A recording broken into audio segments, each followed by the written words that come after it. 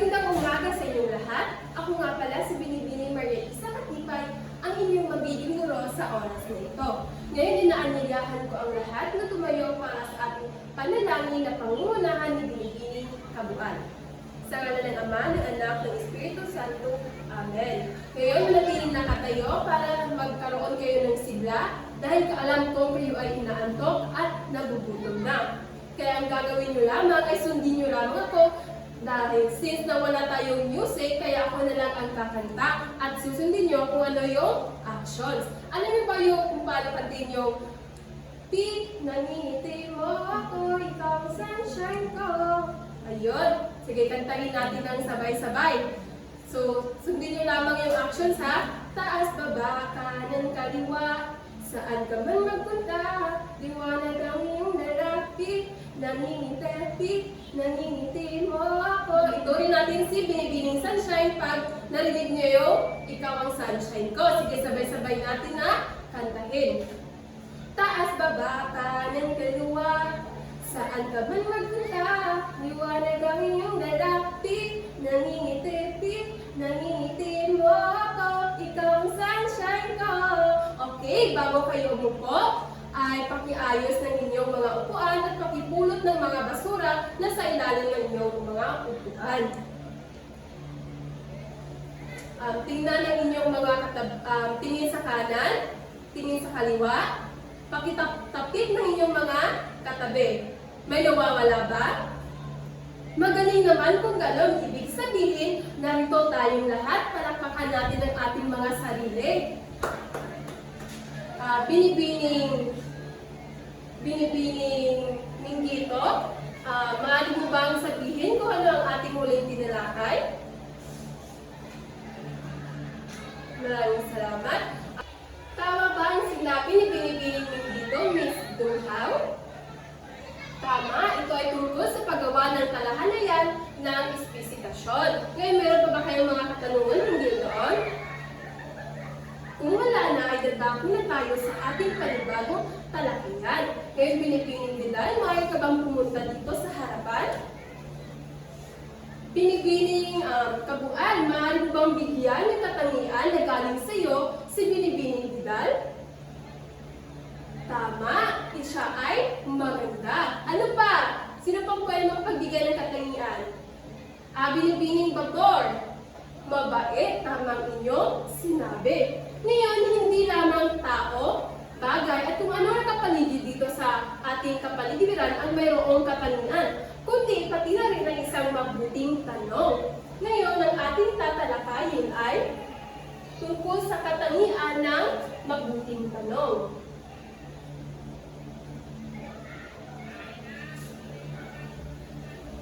Pero bago tayo dumako ay pakibasa lahat ng ating layunin pagkatapos ng talakayan, mga layunin na dapat makamit pagkatapos ng talakayan.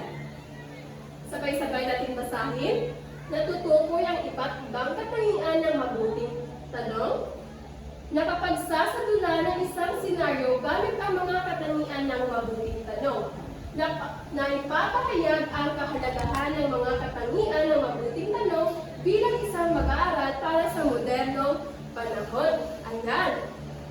Ngayon, ang uunahin natin ay meron tayong 5 katangian ng mabuting tanong. Una na rito ay malinaw. Maaari niyo bang basahin ng sabay-sabay?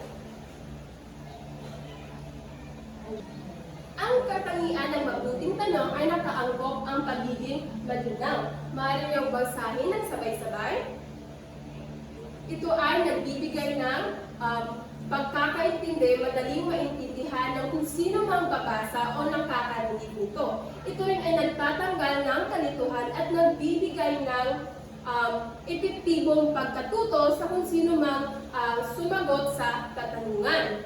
Ngayon, ang kasunod ay malalim. Pakibasa lahat. Ang ibig sabihin ng malalim, hinihikayat ang mga mag-aaral na mag-isip ng malalim, mag-explore at ng iba't ibang perspektibo na kinakailangan na bumuo ng sariling opinyon. Hindi yung kinakailangan tumatanggap lang tayo palagi ng impormasyon, kundi kinakailangan rin ng proseso at pag-analisa nito. Ang kasunod ay relevante. Pakibasa lahat kung ano ang relevante, kahulugan. Maraming salamat. Ang ibig sabihin, dapat nakaugnay sa paksa o tema na pinag-usapan o pinag-aralan. Ito ay nagbubudyok sa mga mag-aaral na mag-isip ng malalim at magtanong kung paano ito nakaugnay sa kanilang pang-araw-araw na buhay o mas malawak na mundo. Naintindihan lamang ba? Ang kasunod ay nakakainganyo. Pakibasa ng sabay-sabay.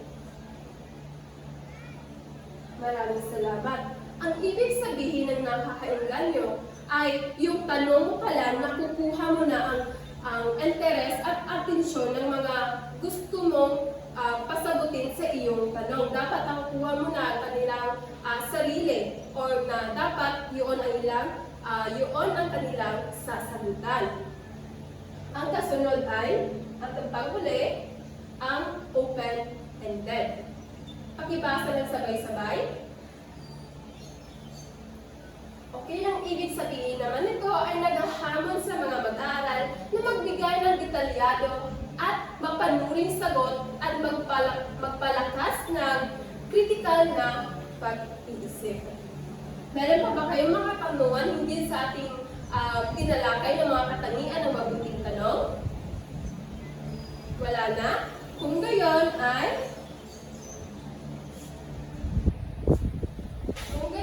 mayroon ako ditong kahon na may laman ng dalawang kulay, ang asol at pula. So, pumili lamang kayo ng inyong kulay at pumunta sa kapareho niyong kulay dahil may gagawin tayo.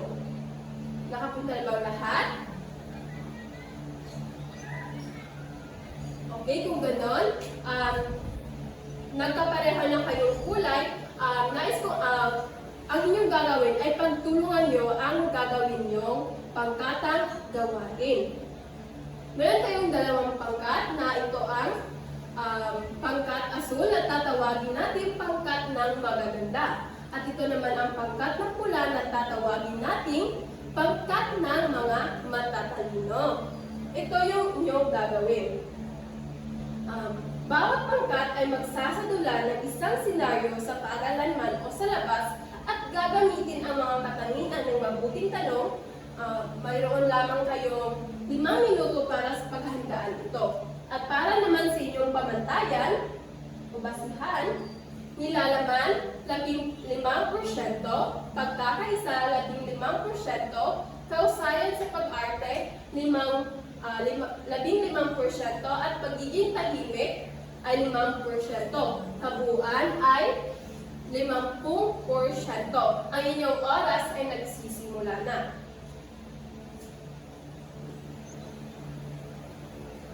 Tapos na ba ang lahat? Okay, pangkat ng magaganda, mauna kayong mag-represent dito.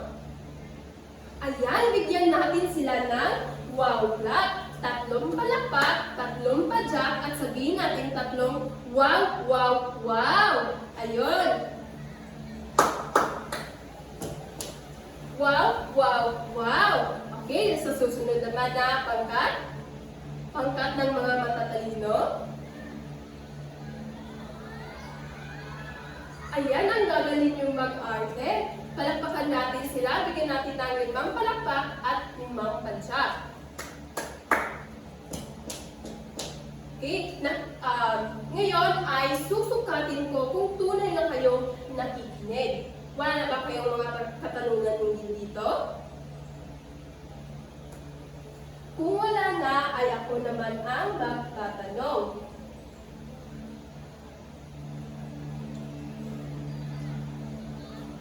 Pipili lamang ako ng 3 gustong sasagot.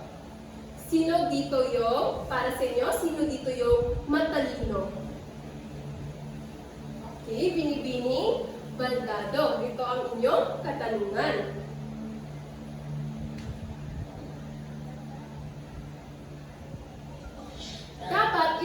madaling maunawaan at hindi malabo. Ano ito? Kung ikaw ay nakikinig? Tama ang iyong sagot. Ito ay malinaw. At pangalawang sagot, kung sino dito ang maganda? Pinipiling alinyabo. Ito ang iyong katanungan. Ang mabuting tanong ay dapat kaugnay sa paksa o sitwasyon na pinag-uusapan. Ano ito? Tama, relevante. Ngayon, ang kasunod naman ay yung mataas. Ginoong Lindayaw. Ito ang iyong katanungan. Bilang isang mag-aaral, paano mo mapapahalagahan ang mga katanungan ng mabuting tanong sa modernong panahon? Magaling! Sa pamamagitan nito ng pag-apply mo sa iyong sarili at paggamit mo para sa susunod na henerasyon o sa iyong pang-araw-araw na kabuhayan. Wala ba talaga kayong mga katanungan? Palakpakan niyo yung mga sarili. Ngayon, kumuha kayo ng isang kaapat na papel. Lagyan niyo ng pangalan, petsa, at kung anong kurso niyo. Isulat ang numero 1 hanggang 5.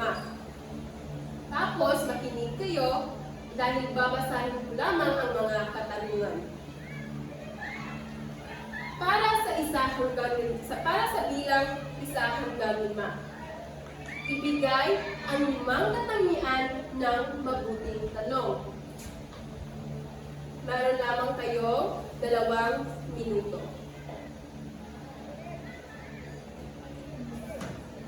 Tapos, kung hindi, pasa ito sa harapan. 1, 2, 3, 4, 5.